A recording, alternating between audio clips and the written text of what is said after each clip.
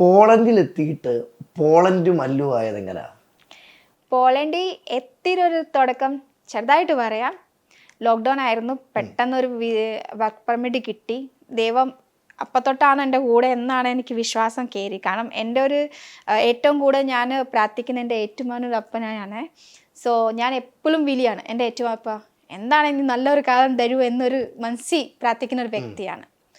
So പെട്ടെന്നൊരു work permit വന്ന് ഞാൻ ജോബ് നീ റെഡിയാണ്, നിന്നെ എടുത്ത് നീ സ്റ്റാഫാണ് അവിടുത്തെ.